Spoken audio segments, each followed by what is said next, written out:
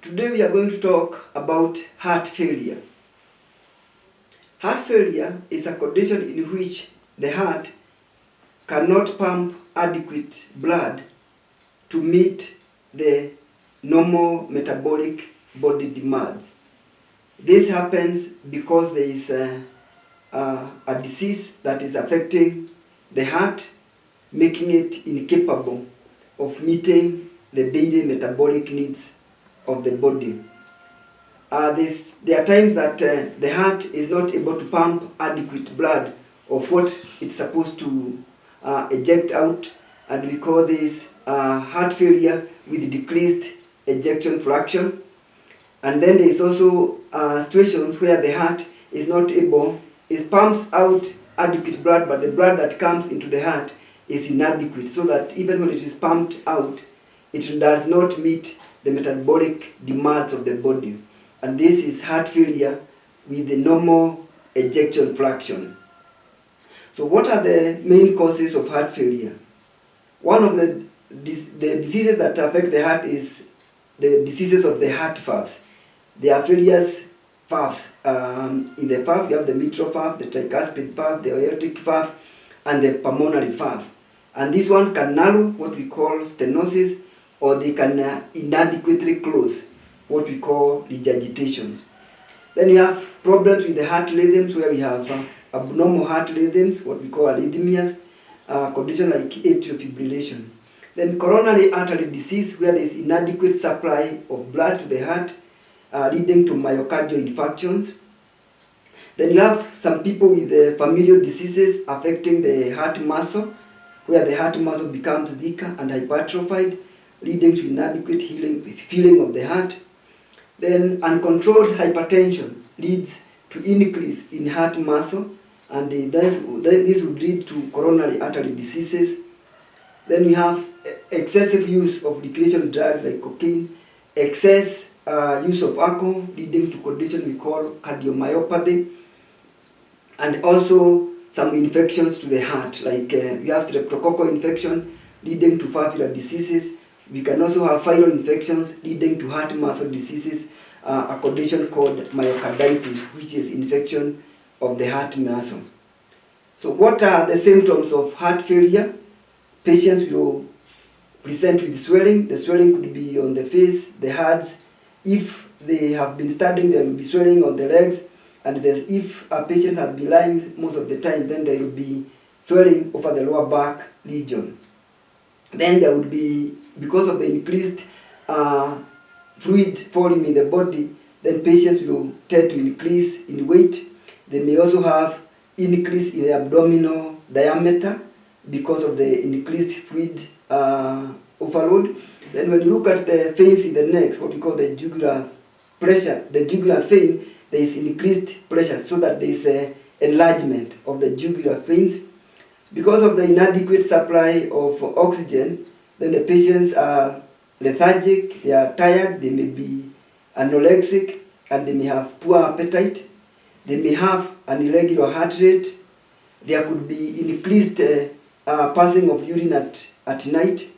Then they may have difficulty in breathing. They may have difficulties with the oxygen, especially when they lie down. They may awake at night because of lack of inadequate oxygen, something we call paroxysmal nocturnal dyspnea. They may have a cough, which is usually at night or on lying down, and then there is excessive weight gain because of the accumulation of fluid. So usually many of the people will have normal cardiac functioning, but they may have triggers which will push them to decompensate. And this includes if they are taking excess fluids, if they have any infection like lung infection or generalized infection, abnormal heart rhythms or what we call arrhythmias, if they get kidney diseases or anything that will make them retain more water, coronary artery diseases leading to myocardial infarction. We have inadequate reduction of the medication, those who are on drugs. If they, for any reason, they stop their medications, then that would lead to heart failure. Then there are also some drugs that patients can take, especially drugs like steroids, drugs like prednisone, drugs we call NSAID like Brufen, diclofenac, which can make patients retain more water, and that can trigger them into a heart failure. Then we have the pulmonary embolism, where we have formation of clots in the lungs, which usually would start possibly in the lower limbs, and then they end up in the lung, making the exchange of oxygen and the pumping work of the heart more harder. Then there are conditions or situations where there is increased metabolic needs in the body, like patients who have thyroid diseases, pregnancy, and if patients become anemic. So those are some of the triggers that will make patients who have been okay to get decompensated. Then you have complications of heart failure include you can have renal failure because the body compensates with an inadequate supply of blood to the kidneys. You can have electrolyte imbalances. It can affect sodium. It can affect potassium and other body electrolytes. You can have, because of the congestion, you can have impaired liver functioning. Patients who have heart failure, they are at increased risk of getting clots, and also may also have arrhythmias or abnormal heart rhythms. So how do we manage heart failure? One is to regulate the use of fluids. You want to decrease the amount of fluid that patients are using per day because they don't have the capacity to eliminate them. Usually we advise patients to restrict their fluid intake to about 1.5 to 2 liters in a day. Decrease the use of salt, especially high salt foods, and also decrease the amount of salt that they add, especially the salt we add at the table. Reduction in alcohol intake if they are taking alcohol. Of course, elimination of smoking for those who smoke.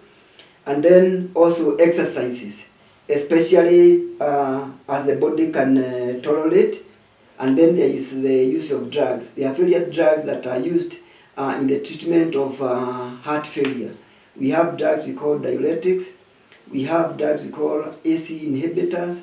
We have beta blockers, and the other groups of drugs that can be used. So the most important thing is when patients have the symptoms is to present to the healthcare facilities, and then diagnosis can be done, and they can be put on treatment, and then they can also be trained on the behavior modifications so that they can improve the functioning of their hearts, and those conditions that can be treated should be treated so that they are able to go and live their normal everyday life.